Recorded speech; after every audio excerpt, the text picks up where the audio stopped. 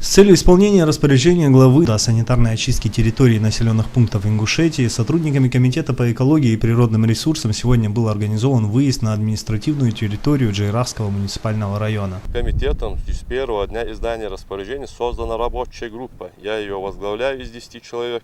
Работа ведется по исполнению этого распоряжения активно.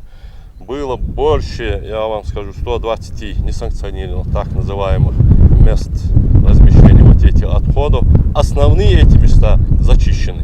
Идет последний штрих, что ли, последнее. Мы процесс ускорили, потому что срок главой обозначен недельный. Джейрахский район, по словам заместителя председателя Комитета по экологии и природным ресурсам, наименее проблемная и загрязненная зона, но без проблем не обошлось и тут. Битва в горах, так полюбившаяся публике, оставляет за собой весьма неприятные для окружающей среды следы.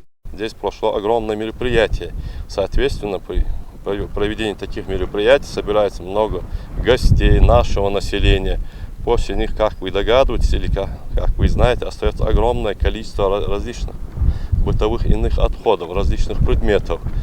7 утром, 9 часов, комитет в полном составе был здесь на месте. Да, картина здесь была очень печальная в отношении того беспорядка, как я выразился. Конечно, 2-3 дня мы усердно привлекая иные органы государственной власти здесь отработали. И как вы сегодня замечаете, видите, здесь все прекрасно.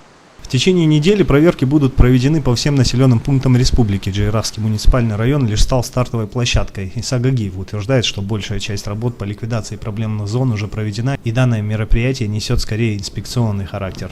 В целом ситуация сегодня, уверяю, могу смело заверить население и руководство, что ситуация с оборотом твердобытовых отходов, она контролируемая, там ничего опасного нету. По тем местам, что останутся не убраны, все это будет выноситься решение сельских поселений на уровень депутатов. Они останутся как места временного размещения мусора. До окончательного решения вопроса. Окончательное решение вопроса — это строительство полигона или завода.